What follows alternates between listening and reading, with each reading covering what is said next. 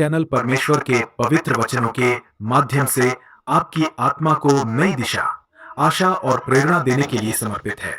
आज का दिन खास है क्योंकि नया साल नजदीक है और यह समय है परमेश्वर की शिक्षाओं से सीखकर एक नई शुरुआत करने का। नया साल हमें खुद को सुधारने और परमेश्वर के करीब आने का एक और अवसर देता है। आज हम बाइबल के 10 ऐसे वचनों पर चर्चा करेंगे जो न केवल आपके नए साल को बल्कि आपके पूरे जीवन को नई दिशा देंगे। तो चलिए इस आत्मिक यात्रा को शुरू करते हैं। और हाँ, वीडियो के अंत में एक खास प्रार्थना भी शामिल है जो आपके पूरे साल को परमेश्वर की आशीषों से भर देगी। इसलिए वीडियो को अंत तक जरूर देखें। पहला वचन 2 कुरिन्थियों 5:17 का वचन कहता है, इसलिए यदि कोई मसीह में है तो वह एक नई सृष्टि है, पुरानी बातें बीत गई हैं, देखो सब कुछ नया हो गया है। आमीन। यह वचन हमें याद दिलाता है कि जब हम मसीह में विश्वास करते हैं तो हमारा अतीत हमें परिभाषित नहीं करता। हमारा हर पाप, असफलता और दर्द मसीह के प्रेम से मिट जाता है। हम परमेश्वर की कृपा से एक नई शुरुआत कर सकते हैं, जैसे प्रकृति में हर सुबह एक नई आशा लेकर आती है। इस नए साल को एक नई शुरुआत के रूप में ले। अपने बीते समय की गलतियों और दर्द को छोड़कर मसीह के साथ एक नई यात्रा शुरू करें। उनकी कृपा से आप हर बाधा पार कर सकते हैं। दूसरा वचन भजन संहिता 32 का 8 वचन कहता है, मैं तुझे बुद्धि दूंगा और जिस मार्ग में तुझे चलना होगा उसमें तेरी अगुवाई करूंगा। मैं तुझ पर कृपा दृष्टि रखूंगा और सम्मति दिया करूंगा। आमीन। परमेश्वर हमें भरोसा दिलाते हैं कि जब हम उनका मार्गदर्शन मांगते हैं तो वे हमें कभी असमंजस में नहीं छोड़ते। उनका मार्गदर्शन हमें सही दिशा में ले जाता है, भले ही हमें वह तुरंत समझ न आए। उन पर भरोसा करना जीवन की हर मुश्किल को आसान बना देता है। नए साल में हर दिन यह प्रार्थना करें कि परमेश्वर आपको सही दिशा दिखाए। जीवन के हर निर्णय में उनका मार्गदर्शन ले और देखें कि कैसे वे आपके जीवन को आश्चर्यजनक तरीके से बदलते हैं। तीसरा वचन फिलिप्पियों 4 का 6 वचन कहता है, किसी भी बात की चिंता मत करो, परंतु हर एक बात में तुम्हारे निवेदन, प्रार्थना और विनती के द्वारा धन्यवाद के साथ परमेश्वर के सम्मुख उपस्थित किए जाएं। आमीन। चिंता करना हमारी आत्मा को थका देता है, लेकिन प्रार्थना हमें नई ऊर्जा देती है। यह वचन हमें सिखाता है कि हमारी हर चिंता, बड़ी या छोटी, परमेश्वर को सौंपी जा सकती है। जब हम प्रार्थना करते हैं तो परमेश्वर हमारी चिंताओं को शांति में बदल देते हैं। इस नए साल में अपनी हर चिंता को प्रार्थना के माध्यम से परमेश्वर को सौंप दें। आप देखेंगे कि कैसे आपकी आत्मा हल्की और शांत हो जाती है। चौथा वचन कुलुस्सियों 3 का 23 वचन कहता है, और जो कुछ तुम करते हो तन मन से करो, यह समझकर कि मनुष्यों के लिए नहीं परंतु प्रभु के लिए करते हो। आमीन। हर काम, चाहे वह छोटा हो या बड़ा, उसे पूरे दिल से और समर्पण के साथ करना चाहिए। जब हम अपने काम को यह सोचकर करते हैं कि यह परमेश्वर के लिए है तो हर कार्य एक पूजा बन जाता है। इससे हमें संतोष और खुशी मिलती है। नए साल में अपने हर काम को पूरी ईमानदारी और प्रेम के साथ करें। आपका समर्पण न केवल आपके जीवन को बदल देगा बल्कि परमेश्वर को भी प्रसन्न करेगा। पांचवा वचन यिर्मयाह 29 का 11 वचन कहता है, क्योंकि यहोवा की यह वाणी है कि जो कल्पनाएं मैं तुम्हारे विषय करता हूं उन्हें मैं जानता हूं, वे हानि की नहीं वरन कुशल ही की हैं, और अंत में तुम्हारी आशा पूरी करूंगा। आमीन। हम जीवन में अक्सर अनिश्चितताओं से घिर जाते हैं, लेकिन यह वचन हमें आश्वासन देता है कि परमेश्वर की योजना हमेशा हमारे भले के लिए है। भले ही परिस्थितियां हमें विपरीत लगे, उनकी योजनाएं हमें शांति और सफलता की ओर ले जाती हैं। नए साल में यह विश्वास रखें कि आपकी हर समस्या के पीछे परमेश्वर की एक बड़ी योजना है। उनके मार्ग पर चलें और उनकी योजना को अपने जीवन में पूरा होने दें। छठा वचन इब्रानियों 13 का 5 वचन कहता है, तुम्हारा स्वभाव लोभरहित हो और जो तुम्हारे पास है उसी पर संतोष किया करो, क्योंकि उसने आप ही कहा है कि मैं तुझे कभी न छोड़ूंगा और न कभी तुझे त्यागूंगा। आमीन। इसका अर्थ यह है कि हमें भौतिक चीजों के पीछे भागने या अपनी आवश्यकताओं को लेकर चिंतित होने की आवश्यकता नहीं है, क्योंकि परमेश्वर हमेशा हमारे साथ है और हमारी हर जरूरत को पूरा करने का सामर्थ्य रखते हैं।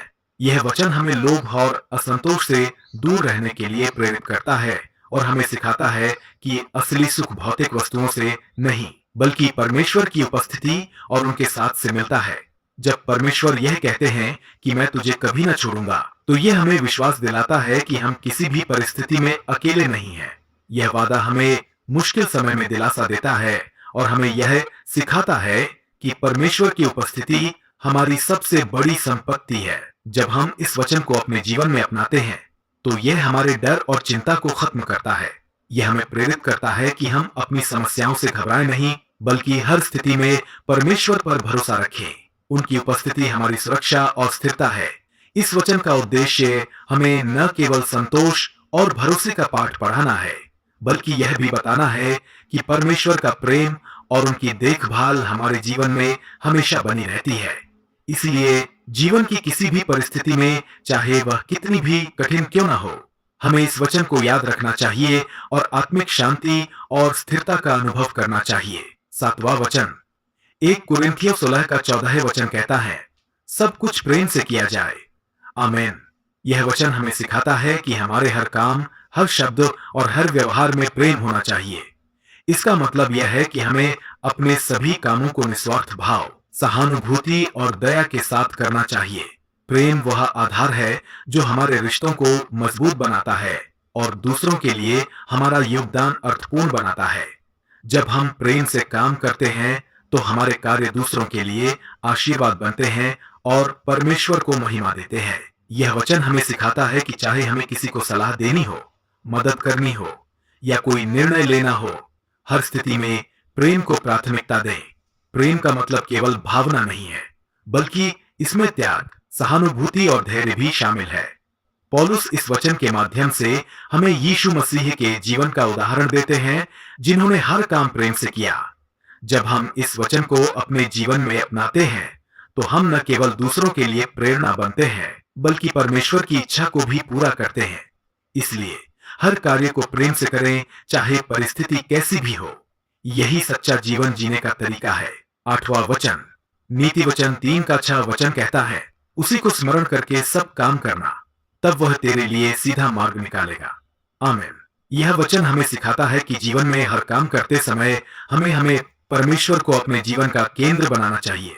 इसका अर्थ है कि हमारी योजनाएं, निर्णय और कार्य परमेश्वर की इच्छा के अनुसार होने चाहिए। यह वचन हमें प्रेरित करता है कि हम अपनी समझ और ताकत पर पूरी तरह निर्भर न रहें। इसके बजाय हमें अपने हर काम में परमेश्वर को स्मरण करना चाहिए, चाहे वो कोई छोटा निर्णय हो या बड़ा। जब हम ऐसा करते हैं, तो परमेश्वर हमारी राह को सीधा और स्पष्ट बनाते हैं। वो हमें गलत रास्तों और गलत निर्णयों से बचाते हैं। जब हम परमेश्वर को अपने हर काम में शामिल करते हैं, तो ये दिखाता है कि हमें उन पर पूर्ण विश्वास है। इसका मतलब है कि हम अपनी योजनाओं को उनकी योजना के साथ समर्पित कर रहे हैं। ये न केवल हमारे कामों को सफल बनाता है, बल्कि हमारे जीवन में शांति और स्थिरता भी लाता है। यह वचन हमें यह भी याद दिलाता है कि परमेश्वर का मार्गदर्शन हमेशा हमारे लिए सबसे अच्छा होता है। भले ही हमें शुरुआत में उनकी योजना समझ में न आए, लेकिन जब हम उन पर भरोसा रखते हैं, तो वह हमें सही दिशा में ले जाते हैं। इसलिए हर परिस्थिति में, हर छोटे बड़े निर्णय में और हर काम में परमेश्वर को स्मरण करें। यह केवल प्रार्थना तक सीमित नहीं है, बल्कि यह जीवन में उनके प्रति पूर्ण समर्पण और भरोसे का संकेत है। जब हम ऐसा करते हैं, तो उनका वादा है कि वह हमें सीधा और सही मार्ग दिखाएंगे। इस वचन का सार यह है कि परमेश्वर को अपना मार्गदर्शक बनाए।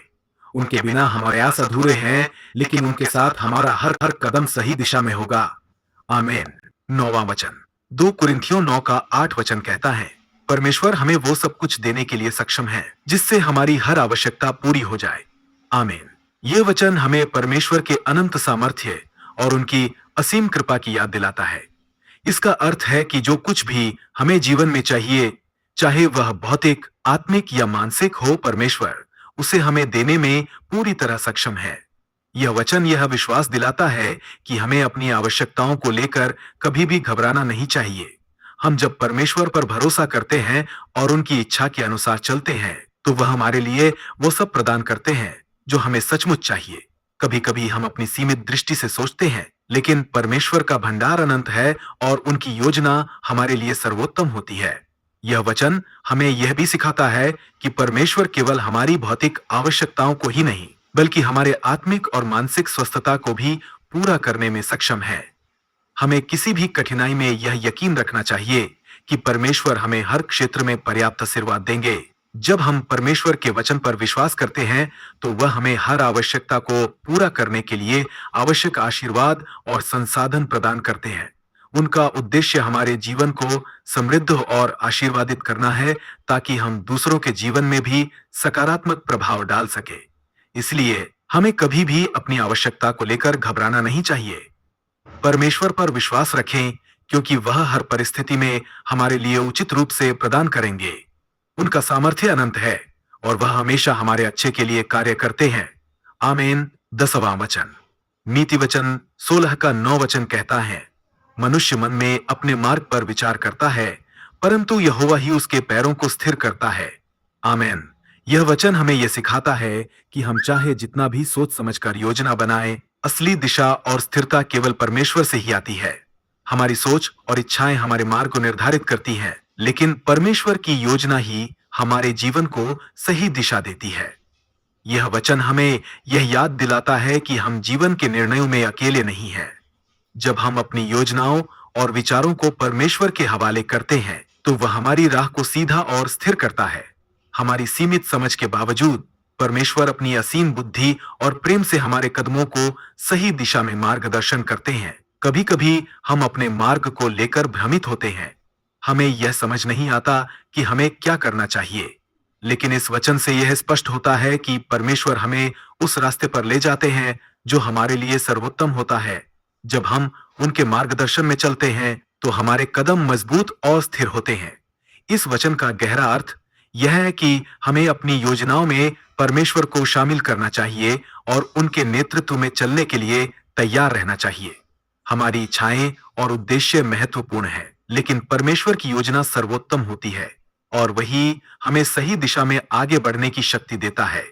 इसलिए जब हम जीवन के मार्ग पर विचार करते हैं, हमें यह विश्वास रखना चाहिए कि परमेश्वर हमारे साथ है और वह हमारे पैरों को स्थिर करेगा। हमें अपनी योजनाओं को उनके अनुसार ढालना चाहिए और वह हमें हमेशा सही रास्ते पर ले जाएंगे। तो चलिए सभी मिलकर प्रार्थना करते हैं। हे परमेश्वर, हम आपके आभारी हैं कि आपने हमें एक और साल दिया।